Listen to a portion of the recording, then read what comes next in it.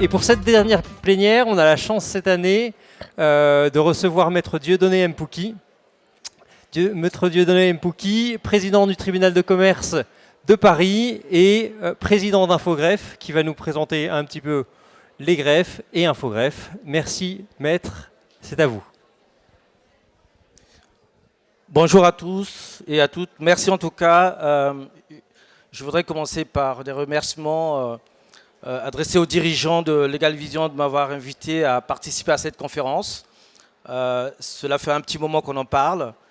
Ça y est, c'est fait, je suis présent. Je suis ravi d'être parmi vous pour échanger avec vous. Alors, vous demandez de ne pas partir en courant. Peut-être je partirai en courant selon les questions, les problématiques, selon la sympathie ou pas de cet auditoire. Je sais par où passer. J'ai un collaborateur qui m'accompagne. Il servira de garde du corps. Donc voilà, donc tout est prêt. Et comme on a échangé tout à l'heure, on éteint les lumières et puis ça me permettra de partir. Voilà. En tout cas, merci. Je suis ravi d'être avec vous pour ce petit moment d'échange qui est plus ou moins informel. Voilà. Et puis on essaiera de dialoguer. C'est dans cet état d'esprit que je suis là pour échanger, dialoguer avec un temps contraint.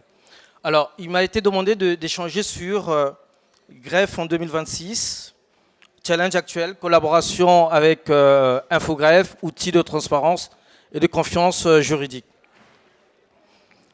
Alors, les greffes en 2026. Parler des greffes, c'est d'abord rappeler, même si certains le savent, mais rappeler d'abord les missions, le rôle et les missions des greffiers des tribunaux de commerce en France. Et j'évoquerai avec vous rapidement aussi les défis auxquels on est confronté au quotidien et puis dans nos missions. Les greffes des tribunaux de commerce et des tribunaux des activités économiques en 2026, il y a une continuité, il y a une partie de 2025, une partie de 2023, 22, 21 et depuis des siècles. Pourquoi? Parce que les greffiers des tribunaux de commerce, nous sommes membres intégrantes du tribunal de commerce, donc nos missions sont effectivement inscrites dans le code de l'organisation judiciaire, dans les codes de commerce.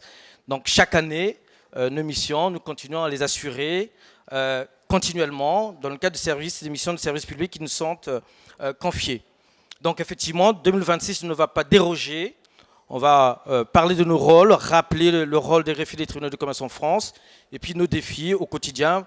On va aller assez rapidement parce que sinon il faudrait plusieurs heures pour revenir là-dessus si on doit avoir un échange construit là-dessus. D'abord, le rôle des greffiers des tribunaux de commerce. Nous aimons rappeler que nous sommes des entrepreneurs de service public. Pourquoi? Parce que les greffiers des tribunaux de commerce en France sont des professionnels libéraux, comme les notaires, le commissaire de justice. Moi, je suis greffier associé, ça a été rappelé, du tribunal des activités économiques de Paris. Nous avons 240 collaborateurs, donc 3 associés. Donc, nous sommes une entreprise privée, nous agissons sous forme de société civile professionnelle. Donc, nous sommes des entrepreneurs, comme certains d'entre vous ici, de service public. Pourquoi? Parce que nous sommes délégataires de la puissance publique. Nous assurons les missions qui nous ont été confiées, encadrées par l'État. Donc, ce que nous faisons, je sais que parfois, ce n'est pas toujours compris. Il y a parfois des contestations parce que mes missions, entre autres, c'est d'appliquer la loi par délégation des missions de service public. Nos missions sont à la croisée du monde judiciaire et économique. Pourquoi judiciaire? Parce que comme les greffiers des tribunaux judiciaires, nous assistons le tribunal, les juges, lors des audiences. Nous tenons la plume et nous authentifions les décisions. Aucune décision du tribunal de commerce ou du tribunal des activités économiques n'est authentique, n'a de valeur s'il n'y a pas la signature du greffier du tribunal de commerce. Voilà. Nous sommes les garants de la procédure. Nous authentifions les actes de procédure et nous les conservons, en assurant aussi la diffusion.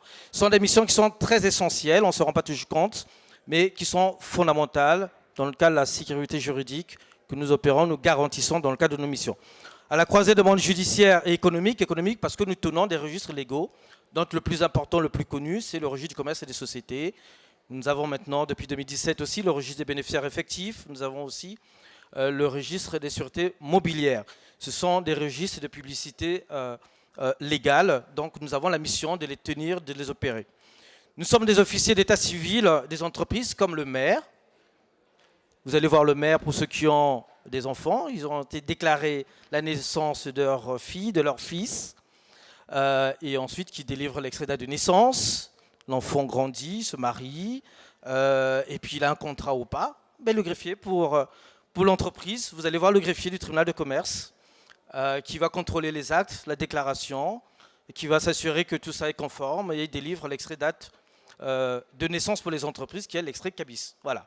Donc il faut le prendre en tant que tel. J'aime bien faire cette analogie parce que c'est un acte authentique. L'extrait CABIS, c'est un acte authentique qui est délivré par un officier public et ministériel. Le maire est aussi un officier public. Voilà. Donc pour les entreprises, nous sommes des officiers d'état civil des entreprises. Et donc nos missions se déroulent à la naissance, parfois jusqu'à la disparition judiciaire ou volontaire de l'entreprise, en passant par les différentes phases de contestation entre les litiges pour faire des formalités. Parmi nos missions, nous accomplissons désormais, et de plus en plus je dirais, des missions de police économique qui sont réalisées par les greffiers, les tribunaux de commerce et les tribunaux des activités économiques. Donc, parmi les enjeux, je vais revenir sur ce point, parmi les enjeux de 2026, il y a effectivement, si vous avez suivi, je parle maintenant des tribunaux de commerce, mais aussi des tribunaux des activités économiques. Depuis 2025, il y a une expérimentation qui est assurée par 12 tribunaux qui sont devenus des tribunaux des activités économiques. Donc ça, c'est un défi important pour nous, depuis l'année dernière jusqu'à cette année, puisque c'est une expérimentation qui va durer 4 ans. Nous assurons les diligences de police économique. Ça veut dire quoi? Ça veut dire que dans nos missions, dans nos contrôles, nous assurons les contrôles de conformité, des contrôles de légalité, de vérification des titres d'identité.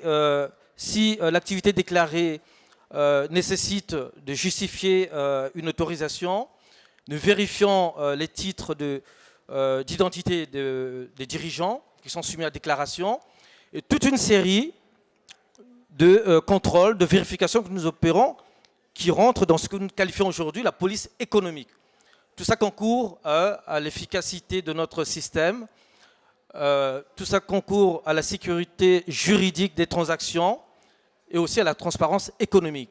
Donc c'est véritablement des missions de police économique que nous assurons, qui sont renforcées, on se rend compte, d'année en année avec l'amélioration, l'adoption de nouveaux dispositifs législatifs et réglementaires.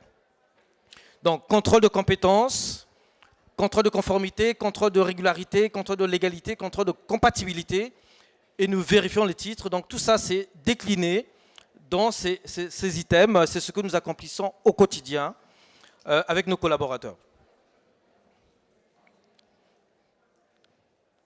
Rapidement, l'information qui est déclarée au moment de l'immatriculation, au moment des modifications, ces informations-là feront l'objet aussi de contrôles permanents. Les registres que nous tenons sont des registres qui sont vivants. Ils ne sont pas figés. Et c'est l'importance d'ailleurs des registres du commerce et des sociétés en France. Je le dis avec fierté parce qu'ils sont enviés par de partenaires avec qui nous dialoguons en permanence. Tout à l'heure, j'évoquais l'espace francophone, je vais y revenir rapidement, parce que c'est un outil de transparence économique efficace qui fait l'objet de contrôles juridiques formels, mais en permanence, pas seulement à un instant T, il est vivant. Donc, soit parce que nous avons reçu une déclaration des autorités habilitées, soit ça peut émaner aussi des personnes comme vous ici, ou d'office. Et tout ça, c'est encadré dans nos missions. Nous vérifions aussi le suivi des activités réglementées, le retrait d'activités artisanales. Tout ça, c'est encadré, c'est prévu par les textes qui régissent nos missions. Voilà. Ce que je viens d'évoquer tout à l'heure, le greffier du tribunal de commerce est tenu de mentionner d'office au RC d'éventuelles modifications, mais aussi des procédures collectives. Une information capitale, parce qu'aujourd'hui, comme vous le savez, les sources d'informations sont multiples et variées, et parfois on peut avoir des informations qui sont fraîches, d'autres qui datent de Mathusalem, mais qui font office d'informations sur les entreprises. Mais il est important il est important, je le rappelle, je le dis avec force parce que, surtout la problématique des procédures collectives, combien de fois on s'est retrouvé avec des documents qui ne comportaient pas de mentions de procédures collectives ou autres, alors que la société faisait l'objet d'une procédure collective. Et je vous laisse imaginer les conséquences lorsque vous voulez entrer en relation d'affaires avec un partenaire sans savoir que la société fait l'objet d'une procédure collective. Alors, ce n'est pas une défiance qu'il faut avoir, mais c'est une transparence. Ce sont les textes qui régissent le registre du commerce et des sociétés qui imposent que nous puissions porter ces mentions. Les enjeux des greffes en 2026, 2 points. La modernisation et digitalisation, ça fait partie de notre ADN. La modernisation et la digitalisation, pourquoi? Parce que nos missions sont inscrites dans le cadre d'une démarche d'amélioration continue. Et l'innovation fait partie de notre ADN. Nous améliorons nos process en interne, ce qui n'est pas toujours visible, mais aussi en collaboration entre le greffe et les greffiers des tribunaux de commerce, mais aussi avec vous. Lorsque les textes nouveaux apparaissent qui nous obligent à échanger, collaborer, et c'est un fort greffe qui assure la coordination avec les greffes de France, les 142 greffes des tribunaux de commerce. Au moment où je parle d'ailleurs, il y a une réunion de la commission numérique de notre profession qui coordonne tous les projets informatiques de modernisation pilotés par Infogreffe pour améliorer le process, mettre en place des dispositions législatives et réglementaires, ou voire communautaires en vigueur. Et ça, c'est notre force, ce qui permet de moderniser nos process, d'assurer toujours la digitalisation des process, même si pour nous, la numérisation, la digitalisation n'est pas une fin en soi. Il faut accompagner parce que tout le monde n'est pas capable aujourd'hui, n'est pas en mesure, je dirais, d'utiliser la digitalisation. C'est là aussi, vous, en tant que professionnel, vous avez des rôles à jouer pour accompagner, je dirais, les chefs d'entreprise, les personnes qui sont parfois un peu démunies. C'est pas parce qu'on a un ordinateur, qu'on sait utiliser toutes les fonctionnalités de l'ordinateur, qu'on peut être capable de faire toutes les démarches requises. Et on peut être aussi, même jeune, ça ne concerne pas seulement des personnes d'un certain âge, mais les jeunes aussi sont parfois confrontés à ces problématiques. Alors, ils sont très bons sur les smartphones, ils vont sur TikTok, Tactic, tout ce que vous voulez, Instagram, tout ce qu'il faut, mais quand il faut faire, je dirais, des formalités, je crois que là, le téléphone portable, pour l'instant, je pense que ce n'est pas prévu. Et donc, vous vous imaginez, on peut créer une start-up, mais ne pas être en capacité d'utiliser son smartphone, son outil de tous les jours pour accomplir ces formalités. C'est là où vous avez un rôle à jouer, certains d'entre vous ici. La modernisation, ça fait partie de ma feuille de route de cette année, de notre profession aussi.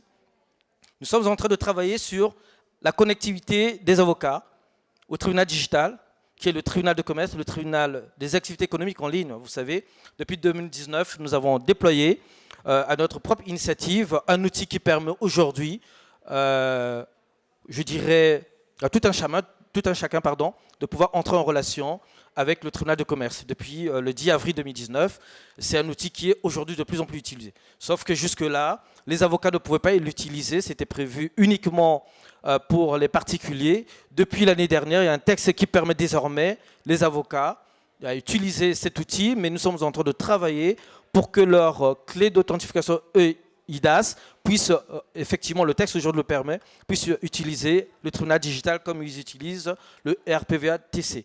Donc voilà, donc ça c'est un des chantiers, ça ce sont nos défis de cette année.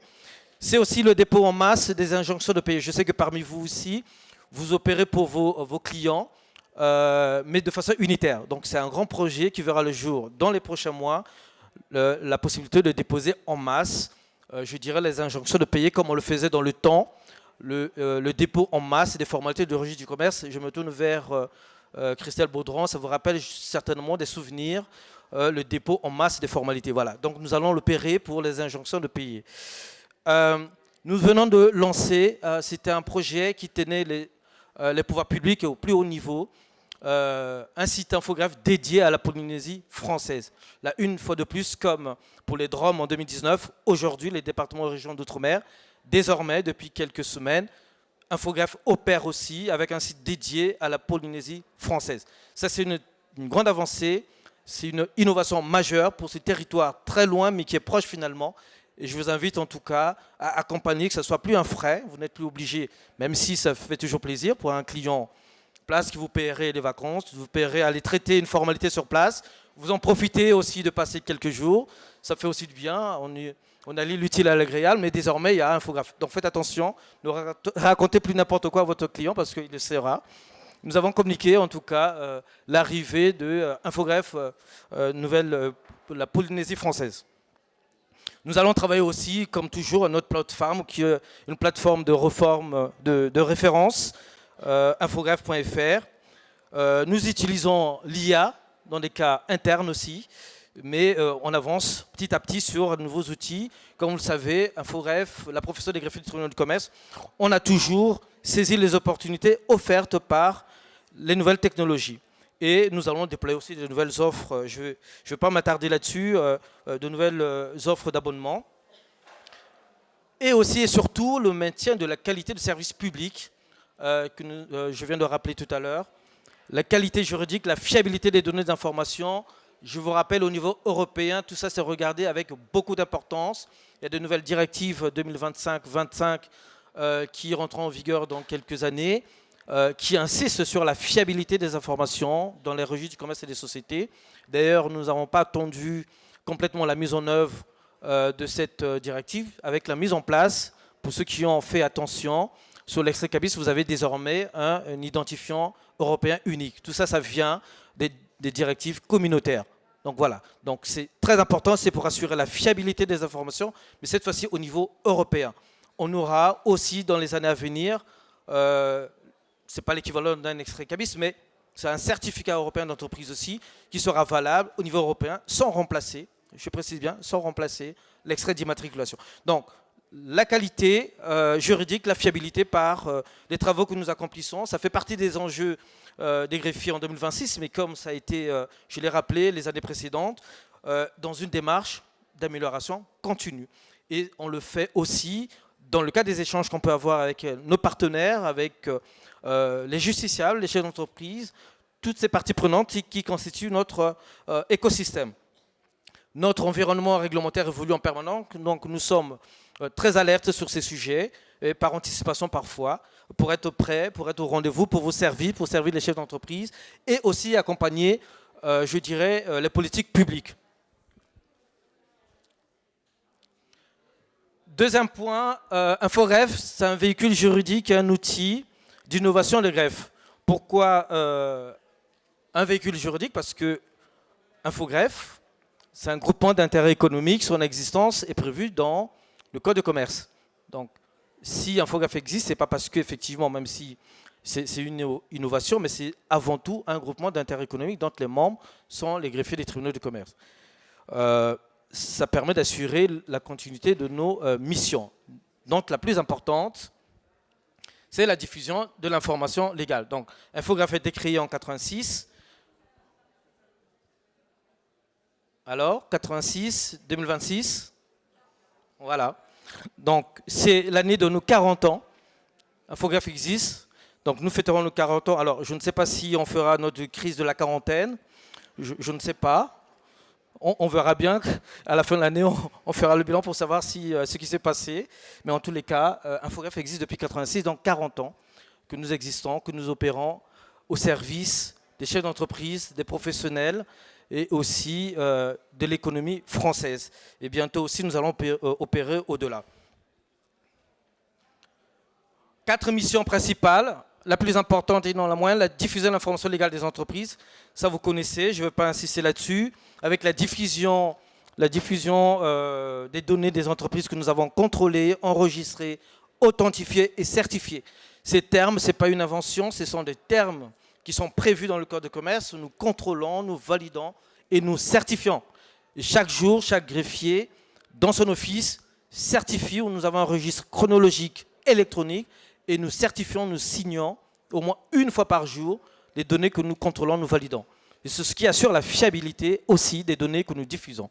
Une des missions importantes et fondamentales des greffiers des tribunaux de commerce. Faciliter la création d'entreprises et accompagner leur développement, effectivement, ça c'est des missions que nous opérons.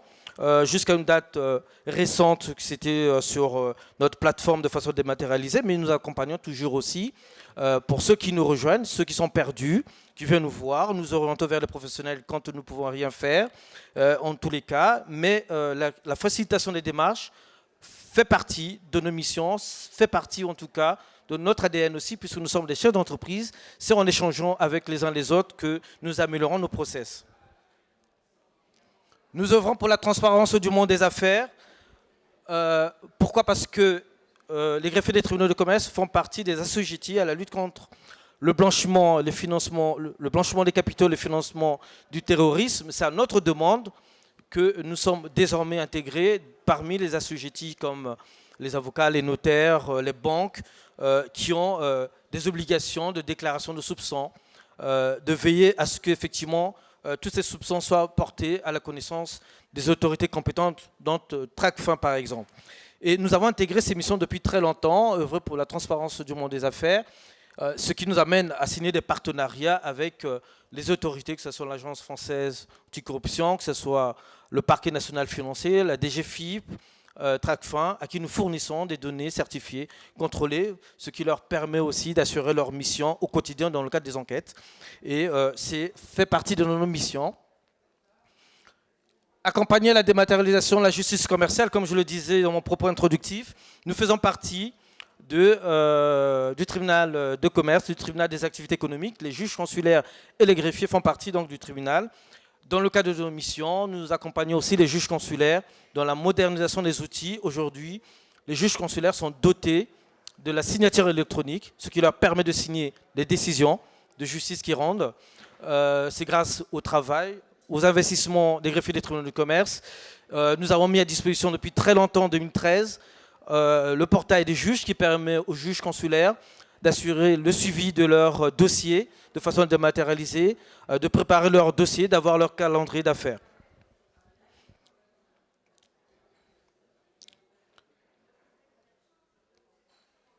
Outils de transparence et de confiance juridique. Excusez-moi, je regarde l'heure. Collaboration avec les greffes. Infogreffe est un outil de transparence et de confiance juridique. Vous l'avez compris pourquoi? Parce que au travers des missions que nous accomplissons, nos échanges avec le pouvoir public, nous développons, nous contribuons à la transparence économique et à la sécurisation juridique des affaires, et donc à l'amélioration du climat des affaires. C'est ce qui a été prévu, qu'il y aura à un moment donné, l'écran sera noir, et c'est le cas. Mais c'est arrivé au moment où je dois vous parler de la galaxie de services d'Infogreffe. Ah. Voilà. Je t'ai prévenu que ça arrive, ben voilà, ça c'est les aléas du direct, donc je confirme que c'est arrivé. La galaxie de services d'Infogreffe. Nous avons développé au cours de ces dernières années un certain nombre d'outils, certains le connaissent, dont l'objectif c'est simplifier les démarches, assurer la confiance, renforcer effectivement la sécurité juridique, que ce soit dans le cas de la création d'entreprise ou pendant la vie, je dirais, de l'entreprise, grâce à une partie des outils que nous avons développés. Infogreffe 2001, c'était au départ, en 86, lors de la création, c'était le Minitel. J'aurais pu le mettre aussi, le Minitel. Je suis sûr que dans cet auditoire, il y en a qui n'ont pas connu le Minitel. Ils n'étaient pas nés, mais en tous les cas, ceux qui sont intéressés, j'ai un exemplaire dans mon bureau au tribunal de commerce Paris. C'est en 2001 qu'on a eu notre première plateforme qui a connu des transformations des échanges. Ensuite, nous avons développé pas mal de services, que ce soit MoneyDenom, la clé d'authentification pour entrer en relation avec le tribunal, pour obtenir son cabis de façon illimitée, l'indicateur de performance pour la prévention des difficultés des entreprises. Vous avez AxioCap, qui est notre filiale, une start-up que nous avons lancée pour la dématérialisation, je dirais, des registres légaux. C'est un outil qui est très important en tout cas pour la fiabilité des informations, pour la fiabilité des actes, notamment pour les professionnels. C'est un outil qui est très usité par les avocats, les experts comptables, mais pas que aussi. Aujourd'hui, il y a des directions juridiques qui l'utilisent de plus en plus. Vous avez mes impayés. Le contexte est difficile. Alors, on évoque souvent des milliards d'euros d'impayés. Alors, je ne sais pas d'où sortent ces chiffres, mais il est vrai que Aujourd'hui, il y a des entreprises que nous rencontrons, nous recevons dans nos juridictions, qui se retrouvent à déposer le bilan, entre guillemets, comme on dit, pour des problématiques parfois de trésorerie, des impayés. Parce qu'en relation d'affaires, le partenaire lui doit de l'argent, il n'ose pas rentrer en relation avec le partenaire pour aller réclamer de l'argent. Donc parfois les relations sont problématiques, sont inversées. On ne veut pas être en difficulté avec son partenaire commercial pour aller le réclamer l'impayé, mais en laissant passer, parfois on se retrouve en difficulté soi-même. On ne veut pas rompre ces relations commerciales. Je crois que ce sont des problématiques que rencontrent les experts comptables, les avocats qui accompagnent les chefs d'entreprise. C'est une réelle problématique. Et cet outil, derrière, il y a une plateforme, et derrière, ce sont les commissaires de justice qui opèrent. Ce ne sont pas les greffiers, ce n'est pas Infogreffe. Nous avons développé cet outil, et derrière, en 2-3 minutes, vous avez quelques informations à fournir. Et derrière, c'est le commissaire de justice, ça fait partie de ses attributions, qui récupère les informations, qui fait le travail. Et c'est un outil qu'on a lancé en 2022 qui évolue énormément. Et d'ailleurs, nous passerons à une étape supplémentaire avec, je dirais, l'envoi en masse de recouvrement parce qu'il y a des cabinets qui sont spécialisés, donc c'est un outil qui est utilisé. La galaxie des services, et derrière, c'est la confiance juridique. Un outil qui est important aussi pour les professionnels, c'est le KYC Infogreffe, qui est un outil qui est dédié à la surveillance de ses partenaires, beaucoup utilisé aussi par les avocats, les experts comptables qui sont assujettis à la lutte contre le blanchiment et le financement du terrorisme pour surveiller, suivre ses clients en entrée d'affaires, mais aussi pendant le déroulement de ses relations d'affaires. Donc c'est un outil de mise de surveillance avec la possibilité d'exporter et puis d'archiver ces documents pendant 5 ans.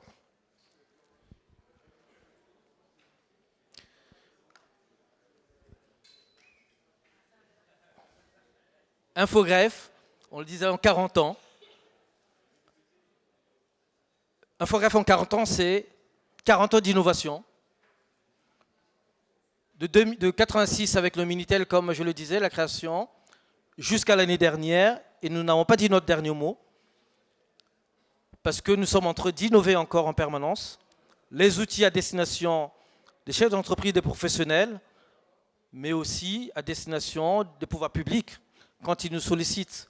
C'est le cas récemment, j'avais reçu un courrier de 2 ministres de la justice et puis de l'économie, nous demandant d'accélérer le process aussi, d'accompagner les assujettis à la lutte contre le blanchiment et le financement, mettant à disposition l'API de signalement de divergence. Vous le savez aujourd'hui, les assujettis sont tenus de signaler quand il y a une divergence entre une information qui est contenue dans le registre des bénéficiaires effectifs et les informations qu'ils détiennent, ils sont tenus de le signaler auprès du greffier qui tient le registre des bénéficiaires effectifs. Mais les banques, les assurances et d'autres assujettis qui en ont en masse, donc nous avaient sollicité les pouvoirs publics, donc avec le soutien du gouvernement, on vient de mettre en place un API, un portail de signalement des divergences en masse. Le premier qui était sorti unitairement date de 2022, et là, depuis l'année dernière, il y a celui qu'on peut faire en masse. Donc voilà. Donc, Infogreffe, c'est l'ADN de l'innovation. C'est chaque année, une ou deux, plusieurs innovations pour accompagner les chefs d'entreprise dans leur démarche, pour simplifier et surtout assurer la confiance dans les échanges, dans l'espace du monde des affaires. Et vous pouvez bien évidemment nous rejoindre sur les réseaux sociaux comme vous savez le faire. Je suis interpellé pas plus tard que ce matin encore sur un dossier sur LinkedIn. Heureusement, je ne suis pas sur les autres réseaux sociaux. Ce sera la folie, donc en permanence. Il y a l'email, il y a le téléphone, il y a LinkedIn, il y a Facebook. On n'en peut plus. Mais je vous invite quand même à nous suivre. Voilà, merci beaucoup. Merci beaucoup, maître.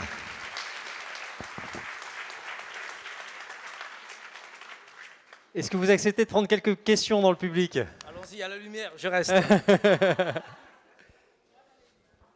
J'arrive.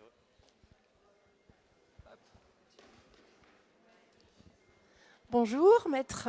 J'ai une question. À quand une harmonisation des différents greffes Je l'attendais. Ça m'aurait étonné que je sorte d'ici sans cette question. On parle de quoi quand on parle d'harmonisation entre les greffes? Vous avez un exemple à me citer? Les tarifs, les régules. Alors, moi bah oui, mais alors, je vais répondre. Les tarifs, normalement, il ne devait pas y avoir des problématiques d'harmonisation au niveau des tarifs. Nos tarifs, vous le savez, ils sont publics, ils sont encadrés. Vous avez un arrêté tarifaire qui encadre nos tarifs. Le Conseil national revient en permanence là-dessus. Nous faisons l'objet de contrôles en permanence sur l'application des tarifs et des autres normes. Maintenant, est-ce qu'on est dans des cas précis? Quand vous évoquez les tarifs, moi j'aimerais le savoir. Mais moi, dans mon greffe, si vous me dites qu'il y a un problème d'harmonisation des tarifs dans mon greffe, là, il y a un vrai sujet. Mais au niveau des 142, j'aimerais avoir quelques exemples. Mais n'hésitez pas, dans le cas précis, de saisir notre Conseil national des greffiers du tribunal de commerce. D'ailleurs, certains le font. Ce qui permet d'identifier la problématique exacte, parce que parler d'harmonisation des tarifs, moi je veux bien, on peut rester des heures et des heures à en parler, mais il faut qu'on ait des cas précis. Mais en tout cas, n'hésitez pas à saisir le Conseil national des greffiers des tribunaux de commerce, qui est notre organe. Vous savez, on a aussi des règles déontologiques, on peut être sanctionné quand on ne respecte pas. Ça, il faut le savoir. On est contrôlé en permanence. Sur les pratiques, sur quoi? Sur le contrat, sur, je ne sais pas. Tarif des régules. De régule. Oui.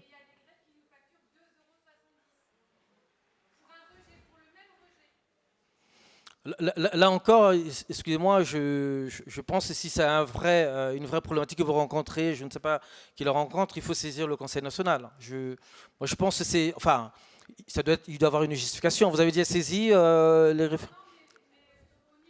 Ah oui. Alors, merci Christelle, on voit que vraiment, elle a réagi, merci de venir au secours. Là, je vois qu'il y a encore des restes du contrôle de l'apprentissage au greffe de Paris, n'est-ce pas? Effectivement, il peut y avoir des problématiques de frais postaux. Si vous prenez le même greffe, comment? Mais je ne sais pas s'il y a un courrier qui va... Non, mais moi je m'interroge. Mais si. Non, mais il y a des cas où... Non, excusez-moi. Mais moi je veux bien, je ne sais pas de quoi. Il faut aller au cas par cas. Si vous avez des cas pour le greffe de Paris, moi je suis disposé à échanger avec vous. Oui, Internet, mais vous savez, c'est réglementé aussi. Hein. C'est réglementé. Quand je vous dis, nos tarifs sont réglementés, que ce soit Internet ou pas. On a des frais techniques dans la tarification des greffiers, il faut le savoir. D'accord? Parce que la sécurisation, pardon, que j'ai expliqué tout à l'heure, tout ça c'est encadré. Quand on signe chronologiquement tous les jours nos registres, derrière, on met en route un certain nombre de process.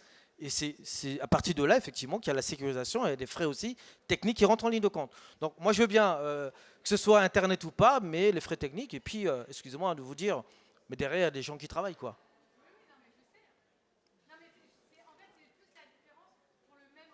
Oui. Pour le même office ou bien pour plusieurs offices? Hein? Oui. D'accord. Mais moi, je vous invite. Vous prenez 2-3 cas comme ça. D'accord. Quand on dit le même dossier, le même rejet, moi, j'attends voir. D'accord. Parce que j'ai entendu parler aussi, hein, souvent. Le même dossier, il est accepté à Paris, il est refusé à Bobigny, ou inversement. D'accord. Mais c'est quoi le même dossier? On parle de quoi là? Quand on dit c'est le même dossier? Non mais quand on dit c'est le même dossier, ça veut dire quoi? Vous avez pris le même dossier, les mêmes dirigeants, le même journal en légal, le même... Non mais excusez-moi. Non mais je suis ouvert madame. Le même dossier, ça veut dire quoi? J'ai entendu ce sujet-là depuis très longtemps quand j'étais contrôleur, au même moment que Christelle. Quand j'ai dirigé le service juridique de Paris, aujourd'hui je l'entends encore. Il y a un gros travail qui a été fait par notre profession. Pas plus tard que l'année dernière, lors de notre congrès annuel à Toulouse, il y a une séquence qui était dédiée à cette problématique-là. D'accord? Sur les problématiques d'harmonisation, que ce soit au tarif, au niveau d'interprétation. Mais en même temps, effectivement, il y a des cas où, si vous voulez, c'est le greffier. Moi, je suis responsable des dossiers que je contrôle au greffe de Paris. Ce n'est pas parce que ma voisine, mon voisin, mes consoeurs, mes confrères, soi-disant pour le même dossier, accepteraient ou refuseraient, que je vais faire pareil. Je ne suis pas un franchisé, moi. Je suis un OPM. Je suis un officier public et ministériel, je suis placé sous l'autorité du président du tribunal et la surveillance du ministère public. Et nos dossiers sont contrôlés. Donc il ne faut pas l'oublier. On est ouvert, je vous dis, il y a eu une grande séquence sur cette problématique-là, croyez-nous, c'est un vrai sujet. C'est un vrai sujet pour nous. Le but, c'est pas effectivement d'avoir. Alors après l'interprétation, le droit, si vous voulez, heureusement qu'il y a des avocats, ils sont là pour ça. Les notaires, les commissaires de justice, ils sont là pour ça, pour vous accompagner, pour vous aider, pour interpréter les textes comme nous le faisons. Voilà. Je crois qu'il y avait une autre question. Alors, du coup, deux petites questions, excusez-moi. Juste pour rebondir sur ce que disait madame, moi j'ai eu un souci avec les fermetures de sociétés civiles où on nous demande depuis maintenant un peu plus d'1 an des attestations URSSAF. Donc pour une société civile de non-salariés, Paris, aucun souci. Il m'a accepté mon attestation, ma société a été radiée. En même temps, j'ai une autre société sur Bobigny où je fournis la même attestation. Bobigny me l'a rejetée. Ça a duré 6 mois. J'ai dû faire intervenir des gens un peu plus haut et de menacer de saisir le CNGTC pour qu'ils valident ma formalité, ce qui a été fait, mais j'ai bataillé 6 mois. Juste un exemple pour vous donner un exemple factuel où les traitements sont différents d'un greffe à l'autre. Mais ma question n'est pas là, ma question c'est au niveau des tarifs. Est-ce que vous pouvez harmoniser vos tarifs et arrêter de faire des remboursements pour 1 centime ? Enfin, alors, avec le guichet unique, on a des remboursements de 1 centime. Et deuxièmement, quand on fait une formalité, on n'est pas maître du prix. On nous demande de payer tel prix de formalité, on le paye. Et on a un rejet parce qu'on n'a pas assez payé. Et il faut payer un complément. Alors, on n'est pas contre de payer le bon prix, mais évitez de nous faire des rejets. Enfin, faites-nous payer le bon prix tout de suite. Oui, mais écoutez, les tarifs sont affichés à quel niveau ?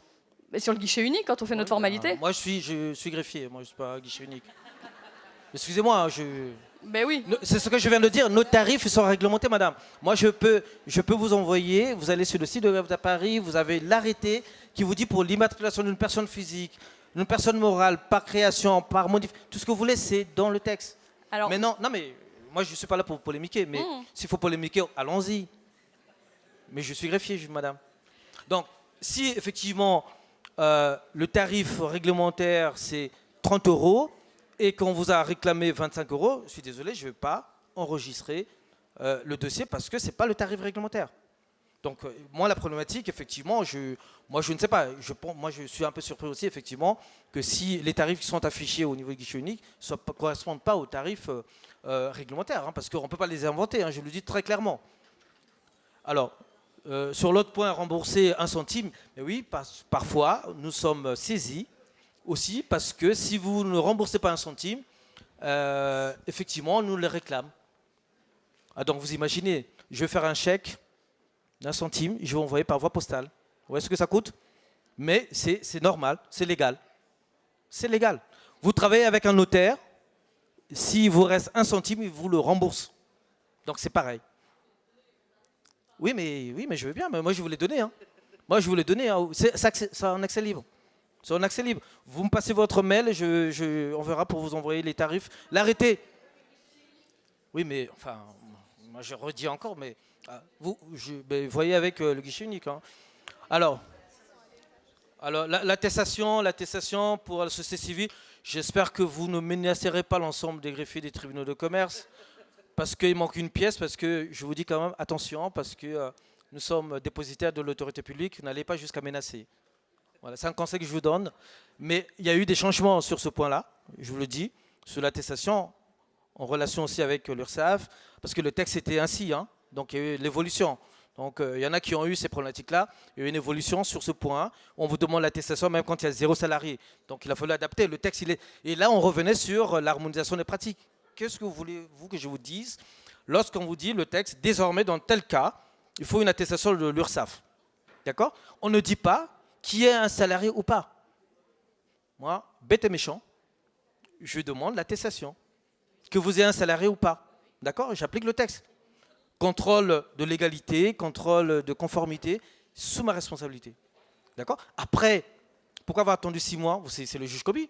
Pourquoi avoir menacé mon confrère, ma consoeur? Mais vous avez le juge commis, nous sommes placés sous la surveillance du juge commis à la surveillance du registre du commerce. Vous n'êtes pas d'accord, vous contestez devant le juge commis.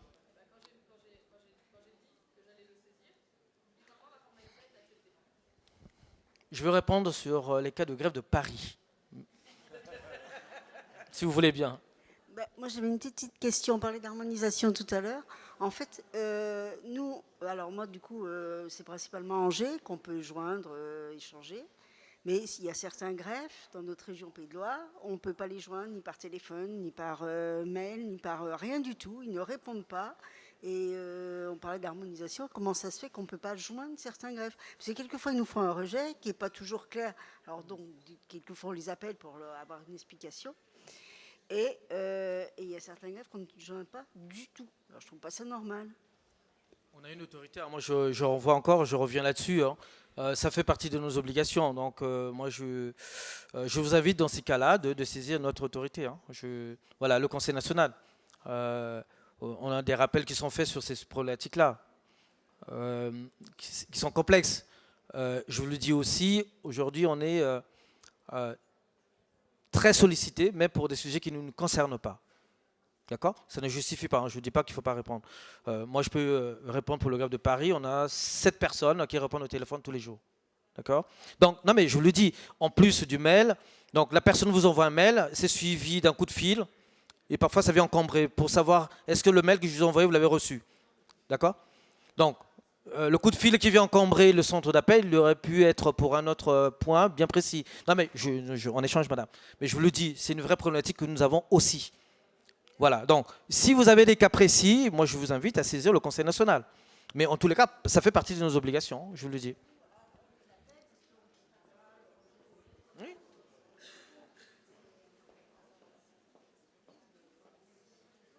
Vous avez eu des cas avec le greffe de Paris, par exemple?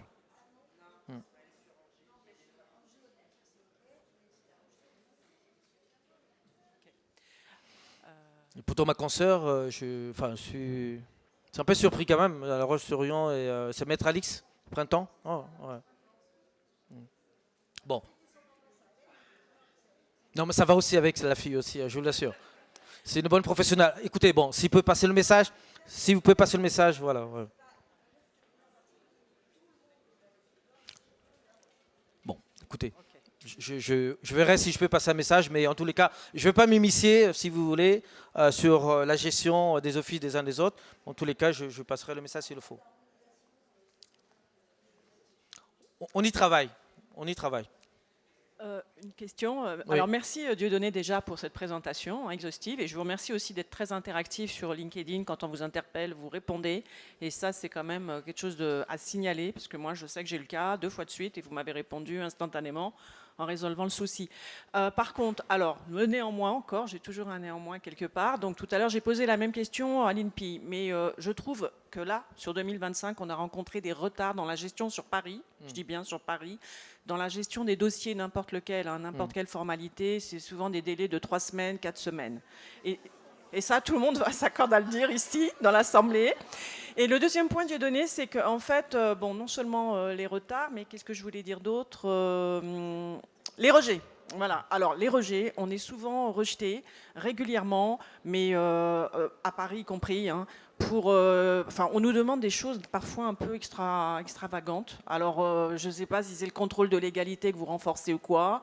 J'ai une collègue qui est mandataire et qui travaille depuis qu'elle est salariée. On lui a demandé de justifier qu'elle est employée dans tel cabinet, etc. Enfin, on entre vraiment dans l'usine à gaz des justificatifs. Et donc, voilà, je voulais savoir, surtout pour les délais de gestion. À Paris, là, c'est vraiment très long. Et puis, ces rejets systémiques qu'on rencontre, c'est des fois un peu embêtant, quoi. Alors, je vais répondre sur les 2 points. Sur les délais, oui, je vous mentirais si je vous disais que... Mais vous comparez, pas 2025, on peut comparer jusqu'à 2022, ça donnait quoi en 2022? En 2022, Zahir? Bon, voilà. Avant 2000, bon. Vous avez une partie de la réponse, d'accord? Aujourd'hui, je vais vous donner juste une information, c'est pas pour justifier les problématiques. Pour vous dire que c'est un vrai sujet, d'accord? Si vous voulez, vous parlez de rejet, vous parlez de retard. Pour nous, c'est chronophage, c'est difficile pour nos collaborateurs et pour nous-mêmes.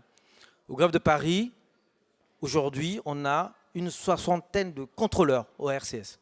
C'est presque le double. Et tous les jours, presque, on recrute. D'accord? Pour vous dire, nos délais sont aussi liés à la complexité des dossiers que nous recevons aujourd'hui. Je vous dis très clairement, hein, parce que vous pouvez comparer. Au niveau d'Infogreffe, moi j'avais une vue globale de l'ensemble des greffes. J'ai géré les tableaux de bord de l'ensemble des greffes des tribunaux de commerce en termes de formalité dématérialisée. Je peux vous dire pour telle greffe, pour tel endroit, pour telle catégorie de formalité, le délai, j'ai plus la vue là-dessus. Pour Paris, effectivement, nous avons une problématique, mais le renforcement des équipes ne suffit pas. Pour vous dire, c'est devenu complexe, c'est devenu très lent. Il faut interagir avec d'autres parties prenantes, soit c'est le CIRED, soit c'est... Enfin, pour nous, ce n'est pas satisfaisant. Je vous le dis très clairement, le renforcement des équipes, malgré tout, ne suffit pas. Mais au quotidien, nous travaillons, nous alertons. Nos autorités de tutelle sont au courant. Comme je vous disais, nous avons le contrôle. Le président du tribunal de commerce des activités économiques de Paris est au courant, le procureur. Tous ces sujets-là sont portés au plus haut niveau. C'est très complexe. Je vous dirais même, pour le greffe de Paris, nous avons des collaborateurs volontaires qui travaillent le samedi. D'accord? Et ceux, quand ils sont proposés, on se disait ça va durer 1 semaine, 2 semaines. Ça fait 18 mois. 18 mois. Enfin, moi je veux bien. Pour nous, c'est juste, voilà. Et je l'entends. Alors, les rejets systémiques, parlons-en. Moi, quand j'ai un mandataire, un avocat, un expert comptable qui me dépose un dossier, je ne vais pas dire une usine à gaz, où il manque telle pièce d'identité ou un pouvoir ou autre, croyez-moi. Et après, quand on vient me demander, c'est urgent. Ce sont des actes qui datent il y a 3 ans. Je rappelle que le délai, c'est dans le mois de l'acte qu'on a déposé. Surtout quand je vois que c'est un professionnel, je ne suis pas pressé de le traiter après rejet. Surtout un rejet, il manque telle pièce, journal et autres. Oui, effectivement, c'est ce que j'évoquais aussi tout à l'heure. On va imaginer encore se mettre en place des échanges pour travailler sur la qualité de le dossier. Je ne vais pas utiliser les termes et puis je ne vais pas mélanger, je ne vais pas mettre tout le monde dans le même sac. Il y a des problématiques dans les dossiers que nous recevons aussi. Au-delà de l'outil, mais aussi les dossiers qui nous sont présentés. C'est chronophage, c'est pas... Non. Et je le dis très clairement, moi, un dossier qui n'est pas conforme, et ensuite on revient en disant qu'on en a des quantités, et on revient en demandant l'urgence, non. Si vous voulez un dossier urgent, vous savez, pour nous, c'est du pain béni de recevoir un dossier qui est bien fait. Vous contrôlez juridiquement, vous sortez l'extrait cabis. Alors, si c'est pour parler de 2 euros, 1,70 €, moi, mes collaborateurs, ils sont payés 1 euro, 2,70 €. Hein. Le temps, quand le dossier revient après rejet, après refus, on repasse le dossier en contrôle. Pourquoi? Pour 1 euro, 2 euros? Non. Elle est où la valeur ajoutée? Aucune. Mais, par contre, effectivement, c'est problématique. Nous sommes conscients, on y travaille régulièrement avec le Conseil national, avec les autorités, pour améliorer nos process aussi. Mais je suis, oui, effectivement, pour Paris, pour nous, c'est... les moyens humains sont là, technologiques sont là aussi pour essayer un peu d'améliorer le process. Parce qu'on sait que vous attendez, vous êtes entre vos clients et nous, vous attendez l'extrait cabis, effectivement, mais il y a des moments où, je peux vous assurer, venez, je vais vous faire visiter, vous connaissez le greffe de Paris, vous allez voir comment on travaille, comment les équipes, on a renforcé. C'est du jamais vu, on a doublé presque nos effectifs ces dernières années. 60 contrôleurs. Voilà. Donc, ce n'est pas pour traiter 2-3 dossiers. Donc, oui, je suis conscient, nous sommes conscients avec mes 2 associés, nous sommes conscients des problématiques de délai, mais nous faisons tout, notamment pour les immatriculations, les modifications. Quand on voit effectivement qu'il y a des urgences, parfois il y a des demandes, quand il y a un dossier qui est suspendu parce qu'il manque un cabis, on sait les traiter, vous le savez. Voilà. Mais il ne faut pas que ça devienne l'habitude. Mais assurez-vous, quand vous devez avoir des dossiers à traiter en urgence, assurez-vous que le dossier il est conforme. Ça, je vous le dis en toute transparence. Moi, le dossier qui a fait l'objet d'une demande d'information complémentaire ou d'un rejet et qui revient avec une lettre de demande d'urgence, croyez-moi, il ne passera pas. Voilà. En tout cas, dans les délais urgents tels que vous l'évoquez. Oui, bonjour. Je pense que c'est ce qu'on essaie d'exprimer avec vous et que vous ne répondez pas forcément. Quand on vous parle de contrôle identique entre les différents greffes, c'est parce que dans un greffe, on peut effectivement fournir l'attestation URSSAF pour une radiation de société et que dans un autre greffe, on va nous demander à ce que cette attestation soit certifiée conforme par le dirigeant. Et là, en aucun cas, dans les textes, il est précisé cette certification. Le greffe va nous refuser la formalité et on est bien coincé puisque tant qu'on n'aura pas fait certifier l'attestation, le dossier ne passera pas.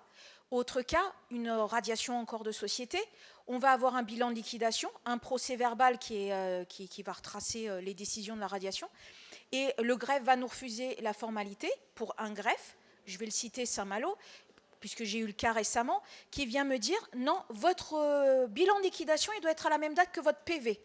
Alors qu'on sait très bien que le bilan va être édité. Ensuite, un délai de convocation minimum va devoir avoir lieu et être respecté pour tenir l'assemblée. Non, je suis désolée, madame, la greffière en chef me dit que ce n'est pas possible, il faut que le bilan de liquidation soit à la même date que le PV. C'est ce traitement inégal qui nous fatigue au quotidien avec les différents greffes, et c'est ça qu'on essaye de vous exprimer depuis tout à l'heure. Oui, effectivement, après, il y a des problèmes de tarification. On subit parce que vous avez votre pratique, le guichet unique en a une autre. Vous n'arrivez pas pour le moment à vous mettre d'accord, surtout par exemple pour les 1 centime. Bon, on fait avec. Mais au moins, si c'est des rejets parce qu'il manque de l'argent, ne nous mettez pas des frais de rejet, par exemple. Ça, on l'entendra un petit peu plus. S'il faut payer plus, on payera plus, mais pas les frais de rejet au moins. Mais en tout cas, ce qu'on veut essayer de vous faire comprendre, c'est ce traitement inégal entre les greffes. Il y a un excès de zèle dans certains greffes, et cet excès de zèle est problématique parce qu'ils insistent sur leur position et on ne peut rien faire autrement. Et vous comprenez bien qu'on ne va pas non plus saisir à tire-larigot le Conseil national pour essayer de faire valoir notre bon droit, en fait.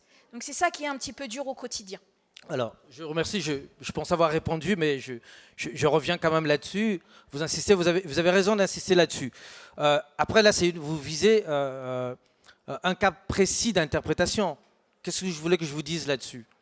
Moi, la consoeur ou le confrère qui va interpréter telle problématique, sauf à avoir... C'est ce qu'on a fait, hein. Moi, je peux vous assurer, on a passé des heures à Toulouse pour passer en revue parce que le Conseil national a été saisi. Moi, je vous invite à le faire quand même si c'est chronophage. Je comprends que c'est compliqué, mais ça a permis d'améliorer des sujets, hein. Je peux vous assurer. Moi, je peux vous poser une question ici. Est-ce qu'une pièce d'identité qui a telle tête ou telle autre, est-ce que tout le monde répondra de la même façon? Je ne suis pas convaincu. Mais ça ne veut pas dire pour autant qu'il ne faut pas se pencher sur la problématique. Insister là-dessus, effectivement, le greffe de Paris a traité plus de 180 000 formalités RCS l'année dernière. 180 000. Mais bien évidemment, dans le lot, vous pouvez avoir des rejets, ce qu'on qualifie parfois d'abusifs. Quand effectivement il y a un retour, c'est examiné par notre service juridique ou par le responsable, et parfois on fait droit, on débloque. Parce que la première personne qui a eu le dossier a interprété d'une certaine façon. Quand vous avez 60 personnes pour différents dossiers, ça peut arriver. Même si pour vous, c'est problématique. Vous comprenez? Et ce n'est pas isolé, c'est quand vous êtes en relation aussi avec d'autres organismes sociaux. Mais moi, je vous invite à insister surtout sur les cas de droit, de saisir notre Conseil national. Parce que ce n'est pas le greffier de Paris, de Bobigny, quand vous avez affaire avec la consoeur de tel greffe ou tel autre, qui réglera le problème. Le Conseil national est là, s'il faut rappeler à l'ordre, s'il faut des règles disciplinaires, ils l'appliqueront. Et puis bon, pour Paris, nous on est ouvert, on a un service qui est là, qui réexamine les dossiers. Le but pour nous, que les dossiers passent. Et puis pour la tarification, on s'entendre. Moi, je n'ai pas besoin de m'entendre avec qui que ce soit. Le tarif, il est là, on l'applique ou on ne l'applique pas, si vous voulez. Moi, même si je comprends que ça pose difficulté, mais là encore, il y a des autorités de tutelle. Je vous le dis, on est saisi aussi par notre ministère de tutelle sur les problématiques. Il ne faut pas croire. Ça ne reste pas lettre morte. Que ce soit la chancellerie qui fait descendre le Conseil national, qui fait descendre à l'ensemble des greffes des tribunaux de commerce. Et il y a des améliorations, je peux vous assurer. Toulouse, dernièrement, il y a une séquence qui a été dédiée sur l'harmonisation. Il y a des cas où, effectivement, on a répertorié les cas les plus récurrents. Et ça permet de solutionner, avoir une position. Et in fine, dans certains cas, le greffier reste responsable. Parce que si ça ne va pas sur un dossier qu'il aurait refusé, qu'il aurait accepté sous sa responsabilité, il n'ira pas chercher un tel ou un tel. Voilà. Merci beaucoup, maître. Merci pour votre temps.